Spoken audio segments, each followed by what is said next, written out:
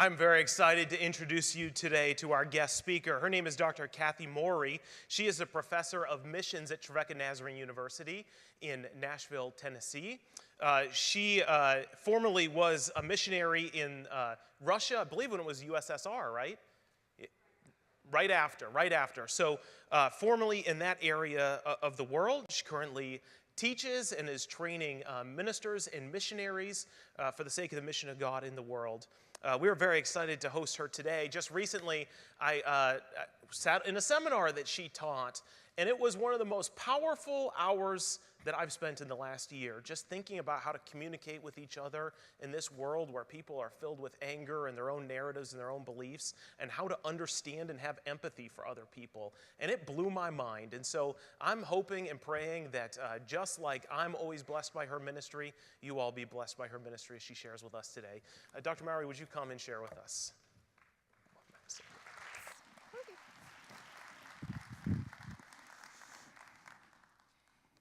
As a young teenager, I had a very peculiar secret habit.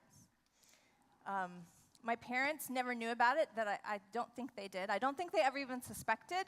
My sister didn't know about it. I don't think I ever told my best friend. But I had this habit, and I really felt like it was best practiced in secret.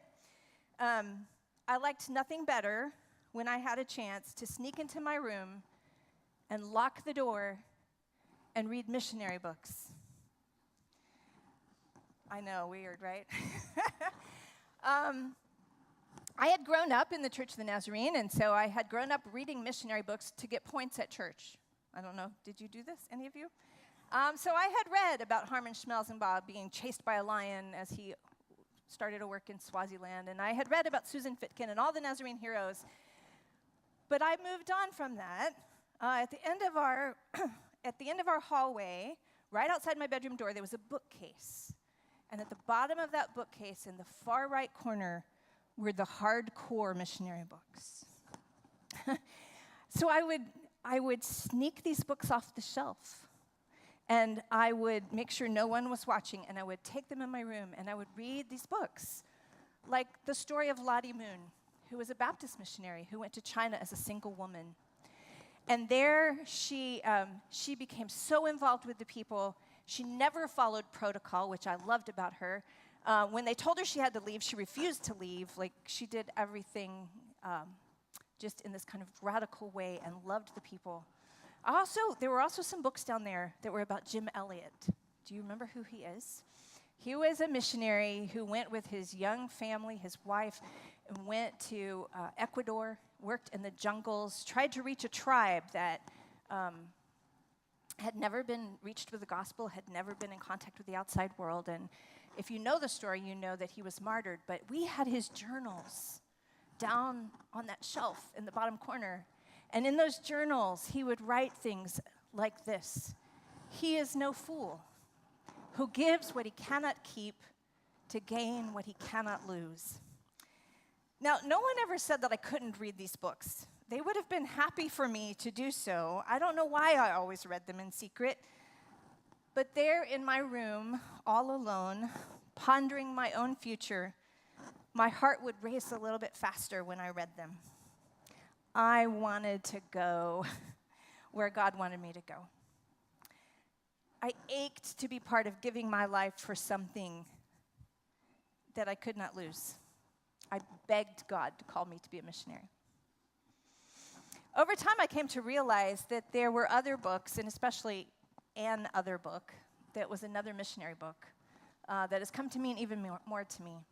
But it was a while before I discovered that the Bible is a missionary book from cover to cover. And as I made this discovery, I fell in love with the missionary God. There's a song that we sing at our church. I don't know if you sing it here, but it's one of my favorites that really talks about that. It says, "Oh, the overwhelming, never-ending, reckless love of God." Do we sing this here? It chases me down, fights till I'm found, leaves the 99. This missionary God. And as I discovered that there was a missionary God and the Bible was the greatest missionary book, I began to realize that it isn't our mission, it's God's mission. and he simply calls us to participate in that mission. I learned that to join God's mission was not reserved. This was a big lesson for me. It was not reserved for a few extra holy people who were called to go off to some foreign land. The call has always been to a people, to the whole people of God, to participate in the whole mission of God. So there's not a person in this room this morning who is off the hook. And I learned that it was for this that I was created. We were created with unique capacities to be on mission with God. Your life will never be as rich as when you step up and become a full participant in the mission of God. We were made for this, and that's why my heart beat faster when I read the stories of people who understood that.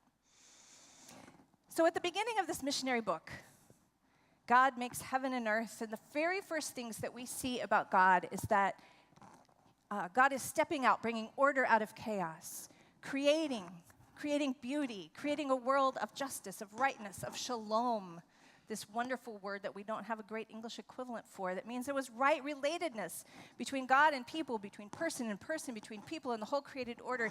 In those first 2 chapters of Genesis, we see God's intention.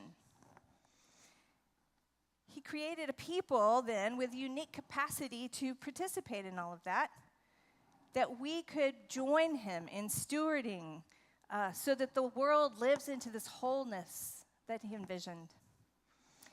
And early in those first chapters, twice, he tells people what their mission is. He says, be fruitful and multiply and fill the earth. In other words, it is your job to scatter over the surface of the earth and to participate with me in creating communities of shalom and all of these things that I'm about. For people to live our unique capacity and our calling, we have to scatter. There is no room for sitting back and taking a posture of consumption. We have work to do. To really live out our calling, to get on a journey with God, and to move out of our comfort zone, bringing order out of chaos, creating communities of shalom wherever we go. People were created to be cultivators of the earth, to make beauty as they went. They were God bearers. And that cannot be contained in one place. So I would propose to you this morning, to be fully human is to be on mission with God. And then the opposite of that is also true. When we move away from mission, we become less human. And you know the story, if you've been around the church very long, of how this all falls apart between Genesis 1 and Genesis 11, right? It starts out with this beautiful creation and everything all in harmony. And then by chapter 11, the relationship's been broken between God and people, between person and person, between people and the created order. It's all been broken. And we come to Genesis 11, where we want to spend some time this morning, in Genesis 11 and 12. Genesis 11, I always thought was one of the weirdest stories I ever heard in Sunday school. It's the story of the Tower of Babel. Do you remember this one? Things have gone awry. The people have been migrating east. Remember, they were told, move out, scatter, right? The people have been migrating east, and they come to the plain of Shinar, and the word tells us that they settled there. They made brick, and they said this, come, let us build ourselves a city and a tower with its top in the heavens, and let us make a name for ourselves. Otherwise, we shall be scattered abroad upon the face of the whole earth. Now, if you've been listening to this point, your radar should be going off. Weren't they supposed to be scattered over the face of the whole earth? And the scripture tells us that God came and he saw what they were doing, and God intervened. He saw them coasting down a track that would make them less human, that was taking them the opposite of his intentions. And God saw them settling for less than what they were made for. So he created multiple languages. In so doing, he creates what we know now as the nations, and he scatters them over the face of the earth. What's happening there at Babel? The people are showing us the opposite of what it is to be on mission with God. They decide to make bricks, to put down roots. When do you make brick? When you want something to be permanent, right? When you want it to feel safe. People who live in tornado land like to have a brick home, right? Brick, permanence, safety. There are 4 things that they say in the story of Tower of Babel that are really 4 temptations that they faced. But here's the commitments that they make during this building of a tower. We will settle here. We will build a tower. We will make a name for ourselves. And we will not be scattered. Self-preservation is the opposite of mission.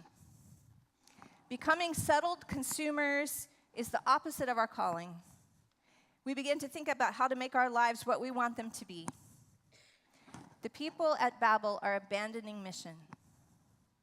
They're forgetting why they were made to begin with. So God scatters them, not as a punishment like I thought as a child, but as a grace. Right? Giving them a way to get back on the journey for which they were intended. And then as soon as the nations and languages are separated, God begins chapter 12 with calling a people who will live for all that he has intended for people. God calls Abram. And the contrast with Babel is evident from the first verse. This is the call of Abram. It's the call of the people of God. In fact, it is the call to the people of Crossroads Church of the Nazarene on this Faith Promise Sunday. If you're able, would you stand with me out of reverence for the word as we read Genesis 12, 1 through 3.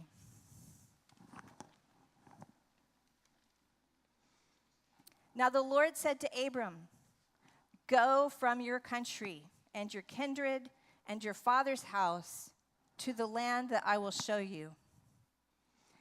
I will make of you a great nation, and I will bless you and make your name great, so that you will be a blessing. I will bless those who bless you, and the one who curses you I will curse. And in you all the families of the earth shall be blessed." This is the word of God for the people of God. And we say, thanks be to God. The call of Abram could not be more different from what the people attempted at Babel. The people of God are called to be a blessing to the nations. Being God's people is wonderful. It is a gift to us. It was a gift to Israel. But it is also a task. It is gift and task at the same time. I often tell my students this in class. It's like a slinky. Do you remember slinky? Right? It is gift and task. And if you let go of either side of that slinky, the whole thing gets away from you. So the people of God were called to be a blessing to the nations. If we hang on to the gift but abandon the task, we blow it. In order to be a light to the nations, the people of God have always been called to go, to scatter, to get on a journey with God that takes us to the nations, and to head out not knowing where God is taking us. Something else that we see in this is that the people of God have always been called to be intentionally displaced. Again, this is not just for a radical few who are becoming foreign missionaries. This is a primary posture of the people of God. Even when they come into the land later in the story, they will be asked to live in ways in this land that they've been given that involve displacement in order to welcome the stranger. They'll be asked when they own a field to leave the edges of it unharvested, to surrender their rights, to empty themselves. We are called to be intentionally displaced. Excuse me. The people of God have also always been called to keep their pronouns straight. Did you notice the difference between the story of Babel in chapter 11? We will build a tower. We will make a name for ourselves. We. And then you switch to chapter 12 and he says, I will. We're called to live into that I will. To live trusting that God will be our provision, to get on a journey with God and trust, I will. Part of the wonderful history of the Church of the Nazarene is that we have always sent of our own to be lights to the nations. In fact, don't know how much of the history you know, but because our denomination was formed by mergers instead of splits, which is a wonderful part of our history, right? Because of that, a lot of the groups that merged to form the Church of the Nazarene already had missionaries somewhere in the world. And so missionaries actually got telegrams in different places saying, you are now a Church of the Nazarene missionary. But the main point of that is missions was not for us an afterthought. It was one of our first thoughts as a people. And so the Church of the Nazarene has always sent missionaries. My husband John and I had the privilege for 11 years of serving as Nazarene missionaries in Russia and Ukraine. It will always be one of the highlights of our life. I will never forget that morning landing in Moscow, Russia in 1994, a place that we had never thought we would be able to go, and landing with all of the unknowns of what in the world are we doing here. But as that plane landed in Moscow, Russia, realizing just the overwhelming joy and scariness of being in the place that God was sending us to. And God is still calling folks to participate in mission in that way, being the sent ones who go far away to do this kind of work. In 1997, there was a missionary service. We had only been missionaries ourselves for 3 years, but at the General Assembly for the Church of the Nazarene, which that year was in San Antonio, Texas, there was this missionary service, and it was in a dark coliseum, and they had scattered us missionaries all through the crowd, and then in the dark at the end of the service, they said, would the currently serving Nazarene missionaries come forward carrying their crosses? And in that dark auditorium, you saw these crosses light up. They'd given us these wooden crosses with light bulbs all over them, and you saw them light up all through the crowd. And then the currently serving Nazarene missionaries came, and we laid those around the front of the auditorium. And then they called for a new generation of missionaries who would take up the cross. And I got to say, that felt weird. We'd only been missionaries 3 years. Wasn't quite ready to give up my cross. Really wanted to stay a missionary. But they called, who is going to pick up these crosses and carry them into the future? And it was a high and holy moment as young people throughout that crowd came forward to take up those crosses and to say, we're going to do this. It was an interesting thing that night. We had written our names on the back of our crosses, and so I got to meet this girl who was about to be a freshman at Trevecca Nazarene University, and she was going to live in the very dorm where I had lived, and she had taken up my cross. My husband met this 16-year-old boy from Scotland who had taken his cross, and we began a unique relationship with these two young people that has lasted through the years. About 4 years ago, I walked into my office one day in the summertime, opened the door, and there sat this cross with a prayer card attached. And that's this girl that I met in 1997. She and her family were about to move to a place that I'm not even allowed to name to you right now for the safety of her family, right? And she had left the cross with her prayer card attached saying, will you pray for your missionary? I got to tell you, I cried like a baby. Last year, we had lunch with that 16-year-old boy who's now in his 30s, who was a missionary on the border between the U.S. and Mexico, working in border ministries there as a Nazarene missionary. And so it's neat to see how God continues to call people to take up their crosses. One of the really beautiful things that's happening now is that those missionaries who are deciding to cross vast land boundaries and all of these kinds of things in order to do this kind of mission are not just coming from North America. You know this, right? Some of our dear friends who are missionaries in Moldova, he is Ukrainian. He was saved out of a drug rehab center that the Church of the Nazarene ran in Ukraine. She is the child of a Russian pastor. Well, actually, her dad was from Cuba. This Cuban man married a Russian woman when he was in school in Russia, and they became Christians when they returned to Cuba. So this Cuban Nazarene moved to Russia, ends up pastoring a church in Russia, and his daughter, who is Cuban-Russian, is married to the Ukrainian, and they are the couple that are opening the work of the church in Moldova. Moldova is a country that has the highest trafficking rate in all of Eastern Europe, Central Europe, right? People have moved away from Moldova to go make money for their families, and they have left children behind unsupervised, like 40,000 children in the city of Chisinau living in apartments by themselves, and the parents just sending money back to them. So they're either heavily into addiction or they're being trafficked at outrageous numbers. Who better to open the work of the church in that country but Sergei and Irina Tadale, who have come from that kind of background? And so missionaries are coming from everywhere. So God is still sending missionaries. He's calling maybe even some of your number here at Crossroads to do this kind of work. But can we get this straight this morning, that all of us are called to be on a journey to the nations? All of us are called to going, not knowing, to daily obediences that take us to the nations.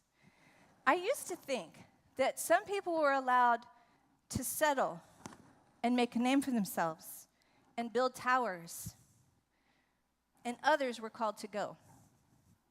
I see now that none of us is supposed to get settled and get off the journey. In fact, this used to be a geographic concept, right? You used to have to go far away to reach those who are of a different language and culture. But now the nations are all around us. There were missionaries who used to get on a boat and pack all their worldly goods in a coffin that they intended to be buried in. They knew they would never be back. But now you can walk across the street and begin to befriend people from anywhere on this planet. How are you allowing God to call you out of your comfort zone? To go? To leave certain comforts and security behind and to be a light for the nations? How are you allowing God to unsettle your schedule or your friend list or your finances in order to participate in God's mission, God's reckless love for all the nations? I'm convinced today that this is at the heart of what it means to be human and what it means to be Christian, what it means to belong to God, that we are on a journey with God that necessitates us to hold loosely to things and safety and security, and we've never done it that way before. If nothing that we are doing for God is actually causing us to go, to leave, to move out, going, not knowing, then I wonder if we have moved to Babel. So a word of warning for us today.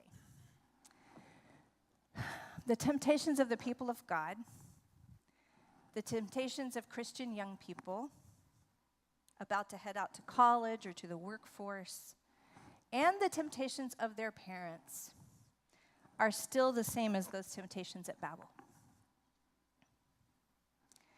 You will never slide into being a light for the nations. It takes intentionality. It takes a choice. And along the way, the temptations will be to settle, to build a tower, to make a name for yourself. We're tempted in a million ways to say, we will not be scattered, thank you very much. Sometimes we do this with our money, our possessions, our buildings. We create safety zones for ourselves, don't we? Sometimes we prioritize comfort and safety, and we justify it in various ways. You do know, don't you, that even churches settle? Even churches build towers and start trying to make a name for themselves? Even churches long sometimes for brick and permanence and bigness and not having to be on a journey. But the call of God is to leave comfort zone, to go, to be scattered for the sake of the nations. So what will it mean for you to scatter, to be displaced? It may mean for some of you that we send you off to far-off places. It has been over 2 decades since that call in San Antonio for young missionaries to take up the call, to take up the crosses. It is time for us to have more of you hear the call and commit to going, not knowing. But scattering and stepping out of comfort zone doesn't even require a passport. For some of you, it might affect where you choose to live, or where you choose to sit in the sanctuary, or who you befriend on your way in or out of the building. Maybe it will affect where you decide to go eat a meal at noon, and with whom, and who you will befriend who works in that restaurant. It will definitely affect how you spend your resources. Are we living our lives as consumers and just giving the excess to God, or are we wholeheartedly committed to mission to the point that it is a priority in our finances? Let me talk to parents just a minute.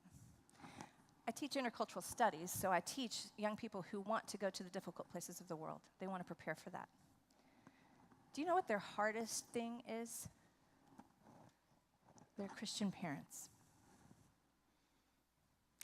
You want your children to follow God, I think, but sometimes we don't realize that the messages we send our children are precisely, settle down, in parentheses, near me.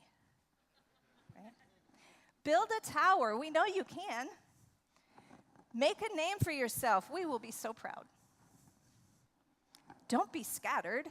Well, if you want to spend your vacation on a work and witness trip, that's fine, but you don't actually need to move anywhere. We would rather have you safe and nearby. Could it be that we have taught our kids more about how to do well in Babel than how to live into the call of God? In just a couple of minutes, we're going to take faith promise pledges to finance world mission for the coming year. But before we do that, I feel like there's a prior promise that we need to make, a prior faith promise. I want to give us all a chance to respond to promising our lives to not live in Babel, to promising our lives to live for the call of God in the world. So in a second, if you're willing, I'm going to ask you to leave the comfort of your padded chairs and to stand with me as a symbolic act that you're ready to go, to leave, and to make a faith promise of your lives. If you're willing to do that, would you stand this morning and pray this prayer with me that will be on the screen?